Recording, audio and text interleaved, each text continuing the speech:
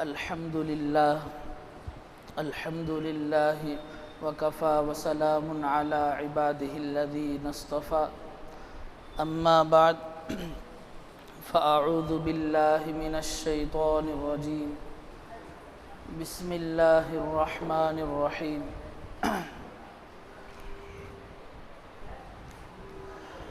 محمد رسول الله والذين معه أشداء على الكفار رحماء بينهم تراهم ركعا سجدا يبتغون فضلا من الله ورضوانا صدق الله العظيم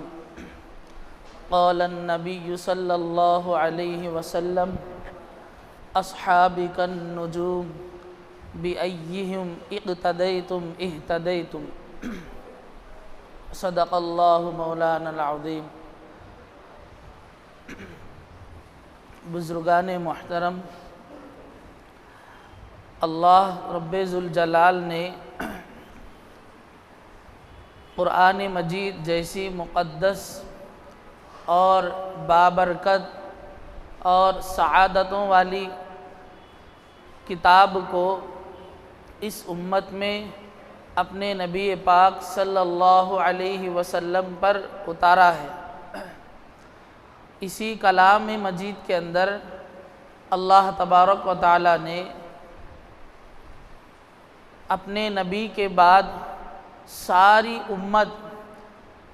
دنیا بننے سے لے کر دنیا کے ختم ہونے تک، یعنی حضرت آدم علیہ السلام سے لے کر اور قیامت کے دن تک، آج تک اور آج کے بعد بھی جتنے لوگ آئیں گے ان میں سے سب سے زیادہ اللہ کے رسول کے بعد مقام و مرتبے کے اعتبار سے کون ہے، ان کے بارے میں اللہ نے قرآن مجید کے اندر بہت ساری جگہوں میں اشارتاً اور صاف طور پر الفاظ میں بیان فرمایا ہے۔ اب ہمارے لیے یہ بات سمجھنا ضروری ہے، دنیا کے اندر اللہ اور اس کے رسول کے بعد ایسی کون سی جماعت ہے جس کو اللہ تبارک و تعالی نے اتنا بڑا مقام دیا ہے، اتنا بڑا مقام، اتنی بڑی فضیلت اور اتنی بڑی سعادت مندی کسے دی ہے۔ بیان شروع ہونے کے بعد جو حضرات اب آ رہے ہیں سنتیں نہ پڑھیں، سامنے آ کر کے بیٹھ جائیں۔ بیان کے درمیان میں اگر سنتیں پڑھیں گے تو بیان کی آواز سے نمازوں میں خلل ہوگا۔ یہاں تک مسائل بیان کیے گئے ہیں کہ 2 رکعت ہو گئی تو سلام پھیر کے آگے بیٹھ جائے، نماز کو وہیں کا وہیں روک دیا جائے، یہ ماحول بنانا صحیح نہیں ہے۔ کئی حضرات کو ہر جمعے میں دیکھا جا رہا ہے، بیان چالو ہے، بیچ درمیان میں 5 منٹ پہلے بھی جب نماز کے لیے سنتوں کے لیے کھڑے ہو جاتے ہیں، یہ مناسب بات نہیں ہے، اس کا خیال رکھنا بہت ضروری ہے۔ بہرحال بات چل رہی تھی، اللہ تبارک و تعالی نے دنیا میں نبی کے بعد سب سے زیادہ مقام و مرتبہ کس جماعت کو اللہ نے دیا ہے، اس کے بارے میں بات چل رہی تھی۔ حدیث پاک کے اندر اللہ کے رسول صلی اللہ علیہ وسلم فرماتے ہیں کہ اللہ تبارک و تعالی نے حضرت آدم علیہ السلام کو اپنے ہاتھوں سے بنایا ہے۔ اب یہاں پر ایک ضروری سمجھنے کی بات یہ ہے کہ جہاں جہاں اللہ کے لیے ہاتھ کی بات ثابت ہو، اللہ کے لیے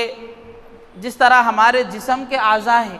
کسی نہ کسی ایک عضو کا اس میں اگر ذکر آئے قرآن مجید کے اندر، احادیث کے اندر، جیسا یہاں حدیث کی بات آپ حضرات کے سامنے پیش کی گئی کہ اللہ تبارک و تعالی نے حضرت آدم علیہ السلام کو اپنے ہاتھوں سے پیدا کیا۔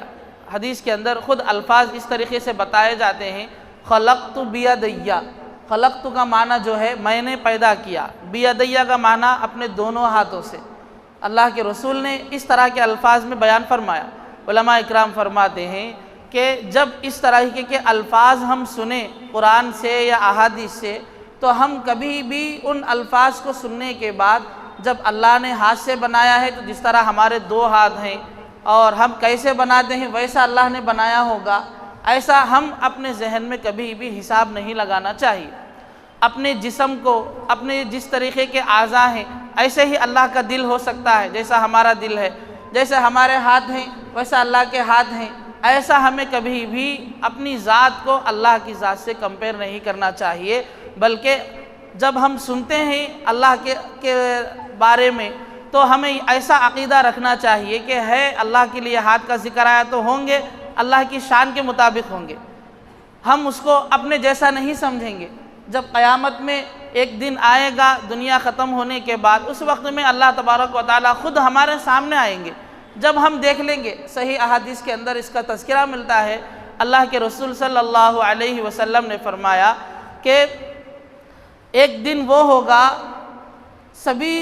لوگوں کو اللہ تبارک و تعالیٰ حساب کتاب کے بعد جنت میں بھیج دیں گے، اور دنیا میں رسول اللہ صلی اللہ علیہ وسلم نے قرآن پڑھ کر کے اپنے احادیث کے ذریعے سے لوگوں کو بتایا تھا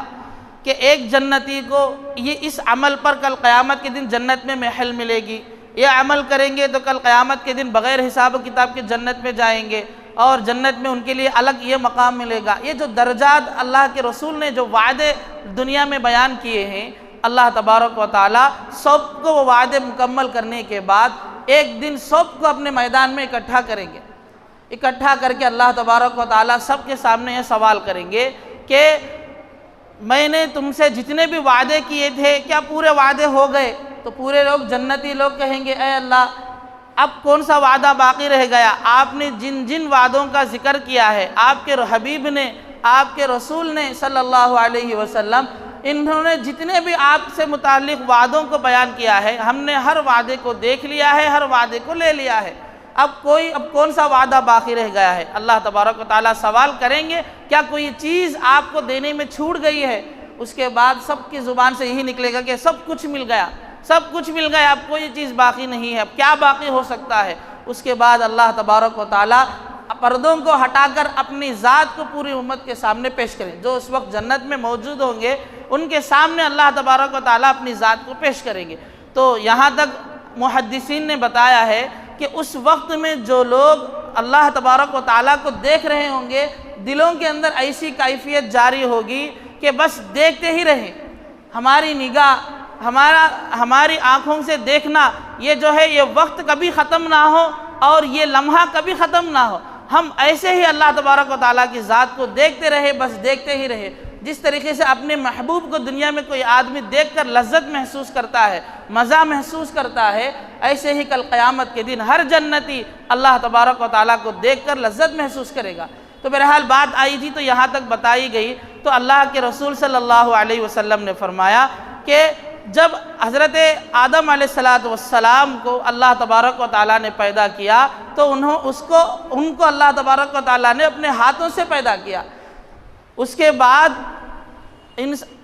ابلیس، جسے ہم آج شیطان کے نام سے پہچانتے ہیں،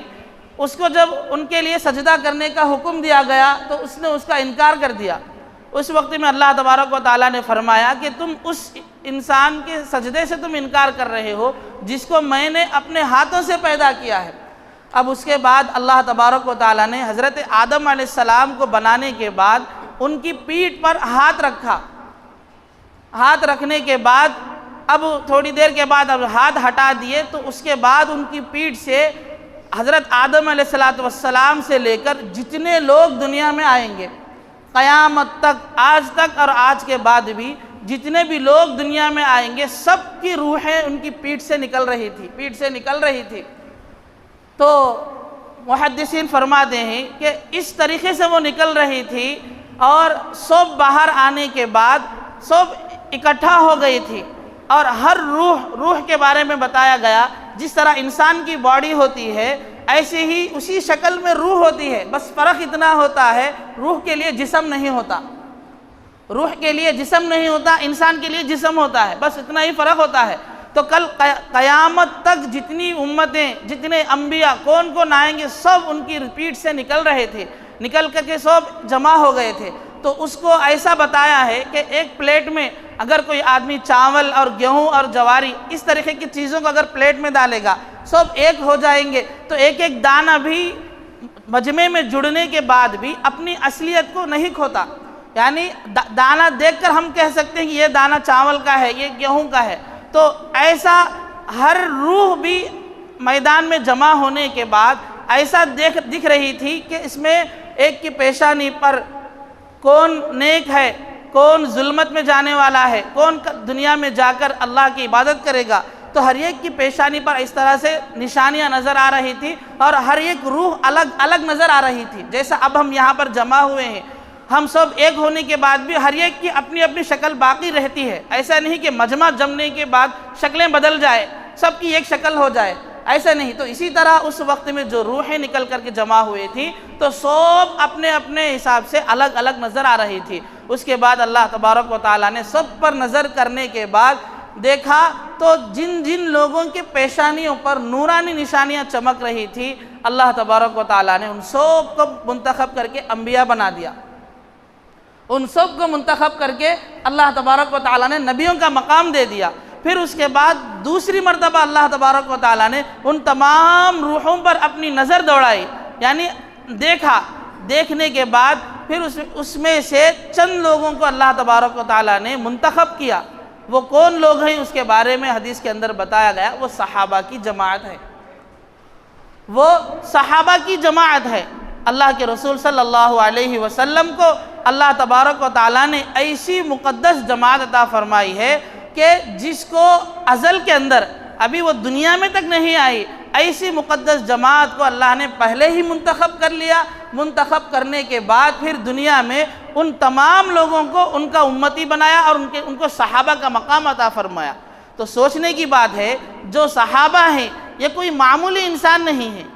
انہیں اللہ تبارک و تعالیٰ نے پیدا ہونے سے پہلے ہی منتخب کر لیا ہے۔ تو سوچئے کہ وہ جماعت کتنی متبرک ہو سکتی ہے، کتنی برکت والی ہو سکتی ہے، وہ جماعت کا مقام کتنا بلند ہے۔ اس جماعت کے لیے اللہ تبارک و تعالیٰ نے اتنا بڑا فیصلہ لیا تو اس کے اندر کچھ نہ کچھ خوبیاں ہیں، اسی لیے اللہ نے اتنا بڑا قدم ان لوگوں کے سلسلے میں لیا۔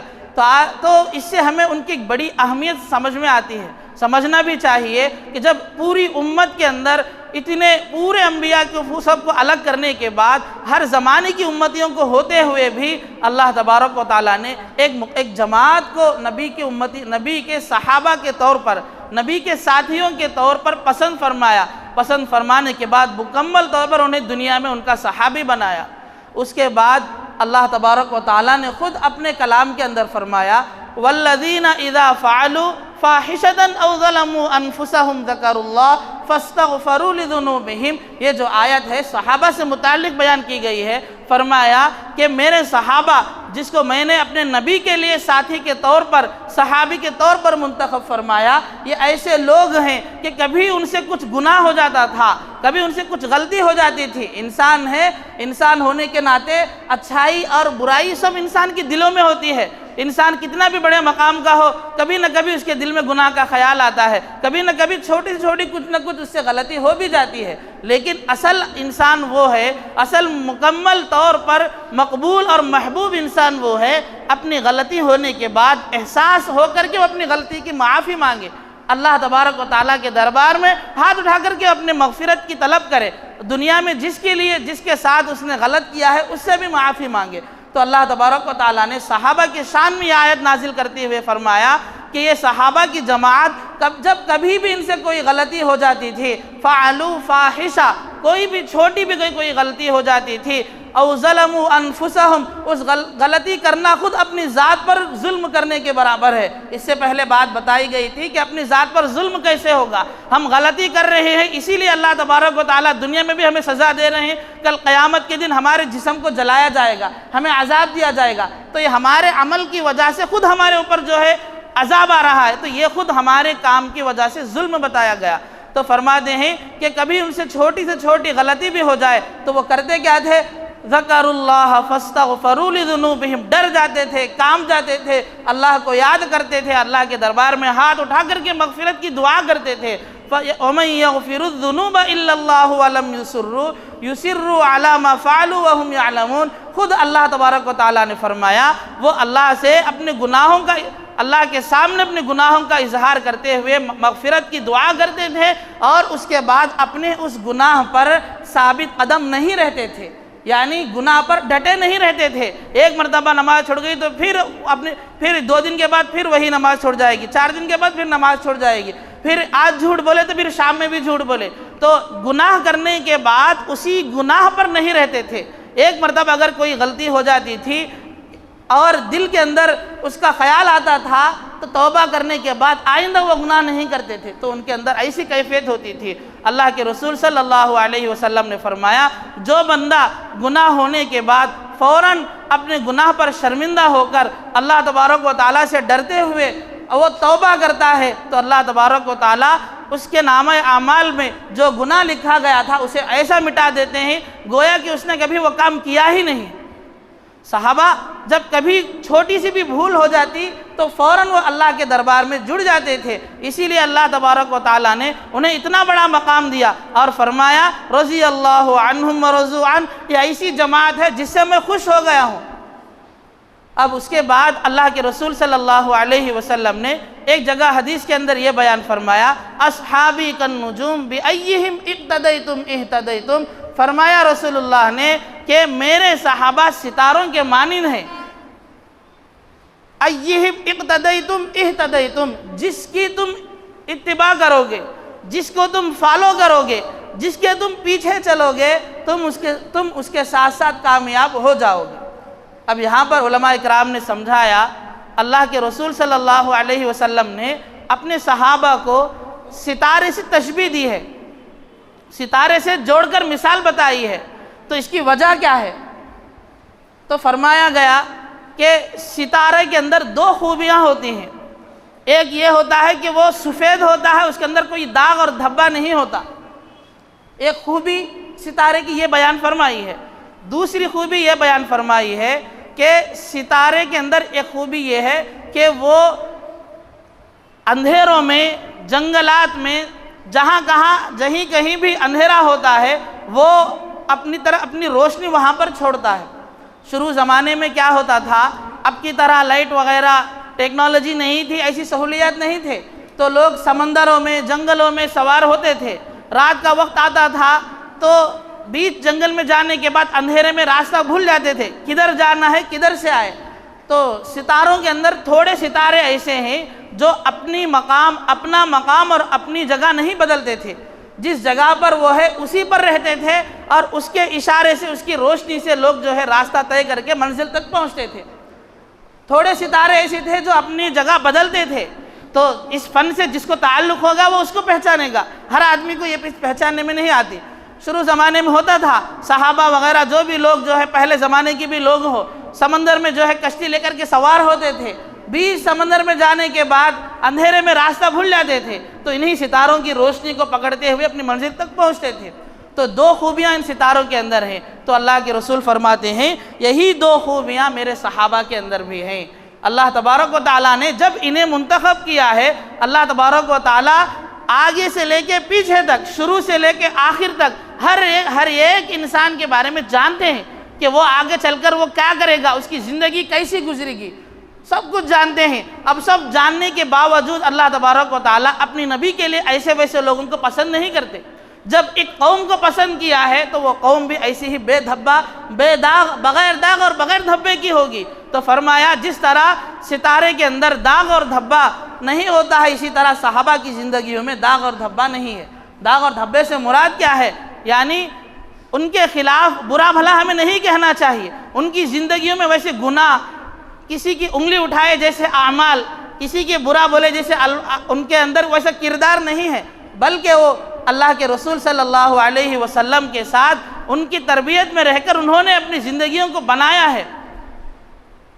دوسری خوبی یہ بیان فرمائی، جس طرح آدمی گمراہ ہونے کے بعد، بھٹکنے کے بعد راستہ ستاروں کی روشنی کو پکڑ کر منزل پر پہنچتا ہے، اسی طرح کوئی آدمی دنیا کے اندر اللہ تبارک و تعالیٰ کے اس امتحان میں، اس ایگزام میں پاس ہونا چاہتا ہے، کامیاب ہونا چاہتا ہے، صحابہ کی سیرت کو اگر اپنائے گا تو وہ بھی دنیا میں کامیاب ہو جائے گا۔ دو خوبیوں کے ساتھ اس ستارے کو تشبیہ دیتے ہوئے فرمایا۔ پھر اس کے بعد اللہ کے رسول صلی اللہ علیہ وسلم نے فرمایا کہ علیکم بسنتی وسنت الخلفاء الراشدین المہدیین۔ اب ان قرآن کی آیتوں سے، نبی کے الفاظ سے اتنی بات تو سمجھ میں آتی ہے کہ صحابہ کی زندگی مکمل طور پر پاک دامن ہو کر کے گزری ہے۔ ان کی زندگی کا کوئی لمحہ ایسا نہیں کہ جس میں اللہ کی نافرمانی گزری ہو۔ اس سے پہلے حدیث میں بتایا گیا اگر گناہ بھی ہوتا تھا تو وہ فوراً اللہ کے دربار میں روتے ہوئے گڑ گڑاتے ہوئے استغفار اور توبہ کرتے تھے۔ پھر اللہ کے رسول نے فرمایا جو آدمی اپنی غلطی پر شرمندہ ہو کر اور اس پر پچھتاوا کرتے ہوئے اللہ کے دربار میں معافی مانگتا ہے تو اس کے گناہ ایسے مٹائے جاتے ہیں اس نے وہ گناہ کیا ہی نہیں۔ اگر اس قاعدے کو، اس اصول کو سامنے رکھیں گے تو صحابہ کی پوری زندگی، کسی ادنا سے صحابی بھی ہو، ان کی زندگی میں کوئی گناہ ہمیں نظر نہیں آئے گا۔ تو ایسی فضیلت اور پاک مقام والی ذات جو ہے حضرات صحابہ رضوان اللہ علیہم اجمعین کی ہے۔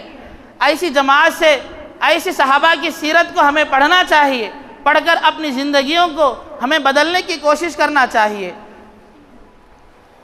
عبداللہ بن مبارک رحمہ اللہ ایک بہت بڑے اللہ والے گزرے ہیں۔ ان سے کسی نے یہ سوال فرمایا کہ عمر بن عبدالعزیز رحمہ اللہ ایک زبردست اللہ والے گزرے ہیں، انہوں نے 2 سال حکومت کی ہے۔ تو فرمایا گیا عبداللہ بن مبارک رحمہ اللہ کے نزدیک کہ حضرت دنیا کے اندر ایک پاک انسان گزرے ہوئے ہیں جن کا نام عمر بن عبدالعزیز رحمہ اللہ ہے، اور انہوں نے 2 سال حکومت کی ہے۔ یہاں تک تاریخ لکھنے والے علماء اکرام نے، محدثین مفسرین نے فرمایا ان کی خلافت کو خلفائے راشدین میں 5واں خلیفہ کہا جا سکتا ہے۔ خلفائے راشدین مطلب 4 خلیفہ جنہوں نے حکومت کی اللہ کے رسول کے بعد، صحابہ کے ساتھ صحابہ کے جوڑ کر انہوں نے مستقل نبی کا عہدہ سنبھالا، دین کی خدمت کی، دین کی فکر کرتے ہوئے دنیا اور دین دونوں کی بھی انہوں نے اپنے حساب سے قرآن اور حدیث کو سامنے رکھتے ہوئے اس کو مکمل مینٹیننس کیا ہے، اس عہدے کو سنبھالا ہے۔ تو فرمایا کہ محدثین مفسرین ان کے بارے میں لکھتے ہیں، تاریخ دان لکھتے ہیں کہ انہیں 5واں خلفائے راشدین کہا جا سکتا ہے، خلفائے راشدین میں 5واں خلیفہ انہیں جوڑا جا سکتا ہے۔ تو فرمایا کہ ایسے مقبول اور مشہور اور محبوب بندے کو ان کا مقام، اور ایک صحابی حضرت امیر معاویہ رضی اللہ عنہ، ان دونوں کا مقام اگر سامنے رکھ کر کے تولا جائے تو کس کا مقام زیادہ ہوگا؟ یہ بات اس لیے انہوں نے کیوں کی؟ اس پر حضرت مولانا عبدالقوی صاحب دامت برکاتہم شہر حیدرآباد کے ایک بہت بڑے عالم دین ہیں، اللہ والے ہیں، انہوں نے فرمایا ان کا سوال کرنے کا مطلب یہ تھا کہ حضرت امیر معاویہ رضی اللہ عنہ نے اپنے دور میں ایک وقت پر ان کا اور صحابہ کے درمیان میں اختلاف ہوا تھا، تو انہوں نے حضرت علی سے بھی جنگ ہوئی، دیگر صحابہ سے بھی جنگ ہوئی، اور اس میں کئی صحابہ شہید بھی ہوئے۔ ایک کتاب ہے خلفائے اربعہ کے نام سے، اس میں پڑھا گیا، اس میں نے پڑھا تھا، حضرت لکھتے ہیں، مصنف رحمہ اللہ علیہ نے لکھا ہے کہ اس وقت میں مسئلہ جو ہوا تھا دین کا مسئلہ ہوا تھا، اس دین کے مسئلے پر اختلاف ہوا تھا۔ اس اختلاف کی وجہ سے جو منافقین موجود تھے، یہودی جو موجود تھے اس وقت میں، مسلمانوں کا بھیس اپنا کر ان کی جماعت میں شریک ہو کر رات میں جب وہ سو گئے تھے صبح میں صلح کرنے کے لیے، لمبا چوڑا واقعہ ہے، آخر کی بات بتا رہا ہوں کہ صلح کرنے کے لیے تیار ہو کر کے رات میں سو گئے تھے، ایک میدان میں جمع ہوئے تھے، اس طرف حضرت امیر معاویہ تھے، اس طرف حضرت علی رضی اللہ عنہ تھے، اور اس وقت میں صحابیات بھی موجود تھیں، یہاں تک تاریخ میں ملتا ہے کہ حضرت عائشہ رضی اللہ عنہا بھی ایک جماعت میں شریک تھیں۔ تو بہرحال جب اختلاف تھا کہ ایک صحابی کے شہید ہونے پر، حضرت عثمان رضی اللہ عنہ کو جو شہید کیا گیا تھا، اس کے انتقام لینے پر ایک دین کا مسئلے میں اختلاف ہوا تھا۔ یہ مسئلہ تھا کہ بعض صحابہ کی رائے یہ تھی سب سے پہلے مسائل کو حل کر کے سب کنٹرول میں لینے کے بعد کون کون حضرت عثمان غنی رضی اللہ عنہ کو شہید کرنے میں شریک تھے ان کا حساب لیا جائے۔ اب بعض لوگ کہتے تھے سب سے پہلے انتقام لینا ہے، بعد کا بعد میں، تو اس پر اختلاف تھا، یہ دینی مسئلہ تھا، کوئی اپنی سیٹ اور اپنے عہدے کا مسئلہ نہیں تھا، تو اس پر اختلاف ہو گیا، ایک دوسرے کے خلاف ہو گئے۔ تو اس اختلاف کو منافقین نے موقع پا کر مسلمانوں کا بھیس اپنا کر حضرت علی کی حضرت امیر معاویہ کی جماعت میں شریک ہو گئے۔ رات میں جب دونوں طرف سے بات چیت ہو کر صبح میں صلح کرنے کا فیصلہ ہوا، سو گئے تھے، آدھی رات کو اٹھ کر ان لوگوں نے ان کی جماعتوں سے کھڑے ہو کر تیر ماری، ادھر کے صحابہ شہید ہو گئے۔ تو بعض صحابہ اڑ گئے، جا کر کہنے لگے امیر المؤمنین امیر معاویہ کے لوگ ہم پر حملہ کر رہے ہیں، تو اس پر بہت لمبی جنگ ہو گئی تھی۔ تو یہ دشمنوں کی سازش تھی۔ بہرحال اس وقت میں ایسا مسئلہ ہوا، اس کو رکھ کر ہم کسی کو برا اور غلط فیصلہ لینا یہ ہمارے لیے مناسب نہیں ہے، غلط بات ہے۔ تو حضرت عبدالقوی صاحب دامن برکاتہم فرماتے ہیں اس چیز کو سامنے رکھتے ہوئے انہوں نے سوال کیا کہ عمر بن عبدالعزیز کا مقام بڑا ہے یا امیر معاویہ کا مقام بڑا ہے؟ تو انہوں نے فرمایا امیر معاویہ کا جو گھوڑا ہے ان کے ناک پہ جو دھول جمی ہوئی ہے اس دھول سے بھی ان کا مقام کوئی نہیں ہے، یعنی ان کا مقام اتنا بلند ہے امیر معاویہ کا کہ یہ اس دھول کے برابر بھی نہیں ہے۔ کیوں فرمایا؟ اس لیے فرمایا کہ ان کی تربیت خود اللہ کے رسول نے فرمائی ہے، خود ان کی آنکھیں اللہ کے رسول کو دیکھی ہے، اللہ کے رسول کے زمانے میں انہوں نے تربیت پائی ہے۔ ایسی جماعت کے خلاف انگلی اٹھانا یہ غلط بات ہے۔ تاریخ کے علماء نے بتایا، صاف بات پیش کر دی کہ اس وقت میں جو اختلاف تھا دینی مسئلے پر تھا، لیکن جو جنگ ہوئی یہ جنگ دشمنوں کی طرف سے ہوئی، خود صحابہ کی طرف سے نہیں ہوئی۔ اتنی باتیں جو بتائی گئی، بتانے کے بعد اس سے یہ بات سمجھ میں آنی چاہیے کہ حضرات صحابہ کی ذات بالکل مقدس اور پاک ذات ہے، ان کی ذات ہمارے لیے نمونہ ہے، اور ہمیں کبھی بھی ان کے خلاف ہمیں آواز نہیں اٹھانی چاہیے۔ اگر ان کے خلاف کوئی برے الفاظ سنے میں آئے تو ہمیں اپنے کانوں کو بند کر لینا چاہیے، اپنی طاقت کے مطابق اس کو روکنے کی کوشش کرنا چاہیے۔ انشاءاللہ اور بھی بات اگلے جمعے میں آئے گی۔ جو حضرات سنتیں نہیں پڑھے سنتوں سے فارغ ہو جائے۔ اللہ تبارک و تعالی ہمیں صحابہ کی مقدس جماعت کے ساتھ اپنا تعلق صحیح جوڑنے کی توفیق نصیب فرمائے۔